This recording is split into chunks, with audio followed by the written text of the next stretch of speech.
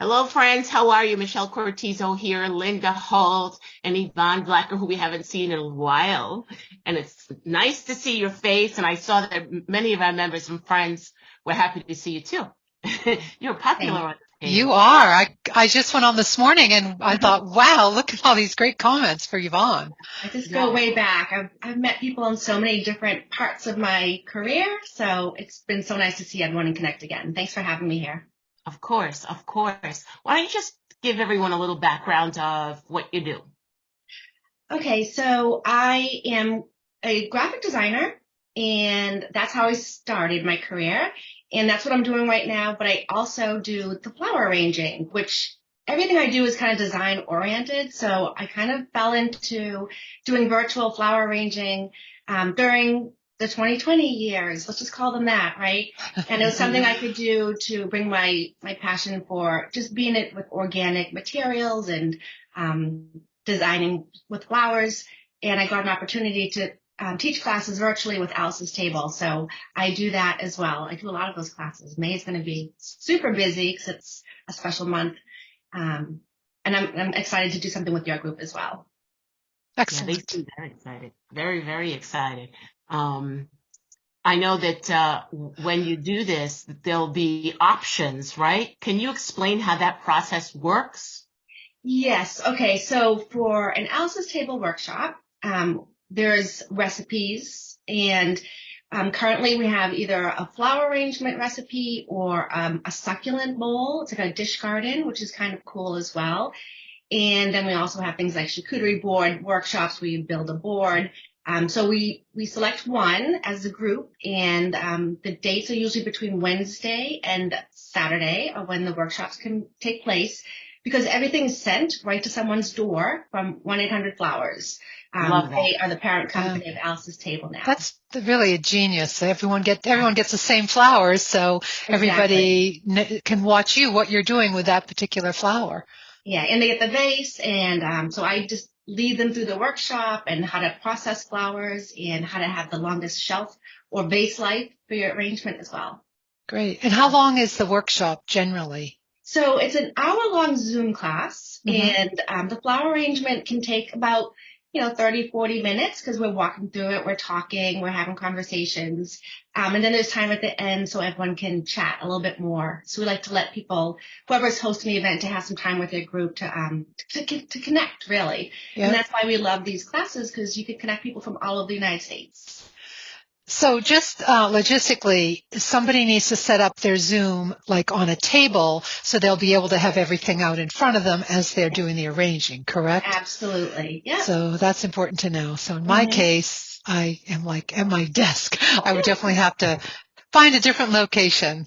Yes, yeah. A lot of people do it in their kitchen, or, Yeah. and you don't have to be showing exactly what you're doing. Sometimes people just have their face on the camera, and then below them, they're kind of working on Yeah. things. I stand on the other side of this desk. My studio at home is my work studio. It's my Alice's Table studio, but I switch sides of the room from my camera. Yeah. That's Great. cool. That's cool. I'm looking forward to it. I am I actually too. think that charcuterie board thing sounds good too. Maybe you can come back and do that. Yeah. Yeah, that's super I fun. always have a difficult time. Like I feel like I just lose it when I'm looking at all that stuff. It's like, what should I put on it? How should I place it? So that's something we can talk about. Do you have a general theme when you do the flowers? Do you start with a certain level kind of thing? So Matter? the arrangements are recipes. So the arrangements, there's kind of like a process to go through. And I teach kind of something that you can do with other vases and other flowers later on. So everyone's going to learn, depending on whatever level you're at, it doesn't really matter. You can have a beautiful arrangement at the end and learn a little bit about how to work with flowers or select flowers if you're going to be, just going to the supermarket and grab some flowers. You'll get a general understanding of what ingredients will make a great arrangement. We do a lot of classes with interior design people too. We've done a lot with different groups like Ferguson and Brizo and some names that I know you guys are familiar with. So it's kind of fun because interior design related people use flower arrangements a lot in their work.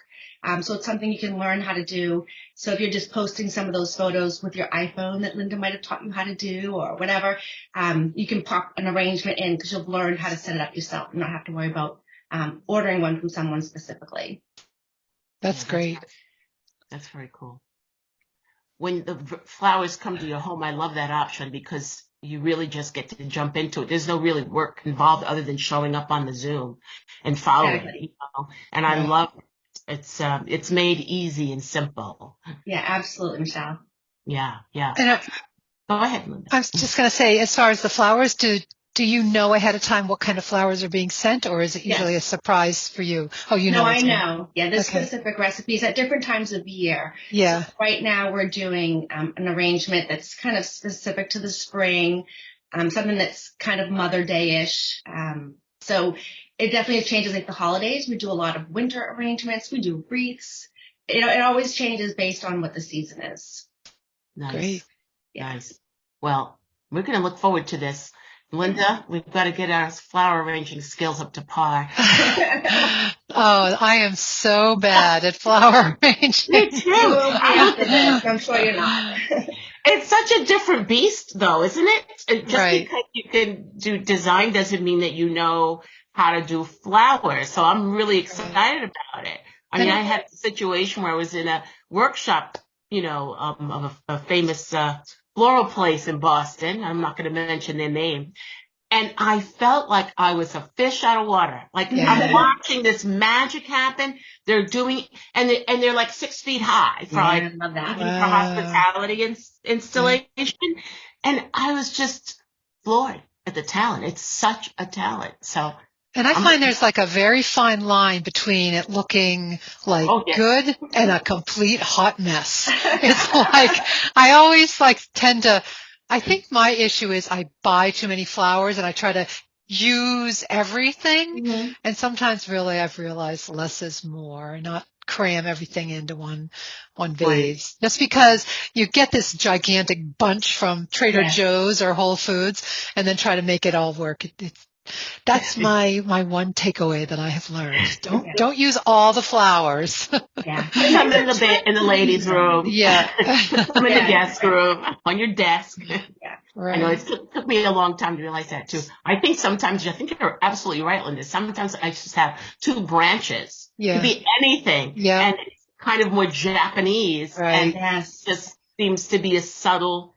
And I'm very happy with it. I didn't need more, but it's nice to know what to do with more, especially when you're having like a dinner party or something like that. So Yvonne, how did you get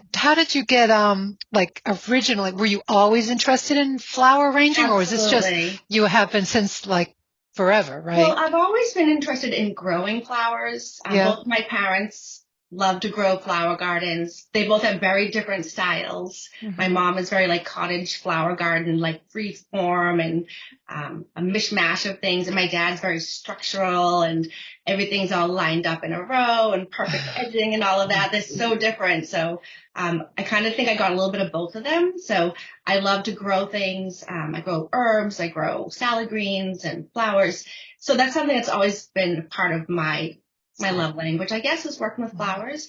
And when I used to do a lot of interior design related events, I would usually pay someone to do my flowers for me because I didn't have the confidence to build an arrangement. I didn't know the foundational steps for it. But I always was able to throw together a beautiful vase just based on what I had. Mm-hmm. But what I loved about learning the process of arranging with flowers is there is some steps you can take to do it with confidence, knowing which flowers go together and how you build your foundation and mostly how to make flowers last. I think that's the one thing. Well, how long is this going to last? And are they looking good? Can I take some flowers out if some died and the other ones are still alive? So learning all those little tips, once you learn them, you feel much more confident. And, I love being able to share those tips with other people. I just found out within the last 2 weeks about hydrangeas. Yes. The last couple of times I have bought them, within a day, they're completely bent over and wilted. And I actually just accidentally stumbled on a TikTok video. The guy plunged them in boiling water. And they just perked right up like they were freshly picked. I had no idea, nor would I ever think to put flowers Right. in boiling water. Like he literally took it from boiling tea kettle, put it in a bucket, dumped these like totally wilted, what looked to me as dead hydrangea flowers, and then he did like the time lapse.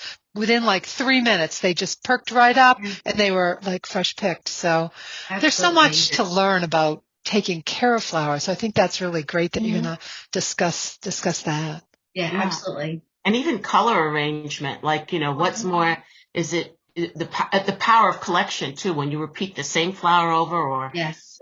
just, how do you use color? How do you mix color and longevity of flower, and like you stated. So yeah, there's so much to learn, and I can certainly use it. The only thing I know about helping flowers, Linda, is I know that tulips love vodka. Yes. Oh, really? Is that right? Wow. I didn't know that either. They perk up after a little vodka. Absolutely. Don't we all? Right, exactly.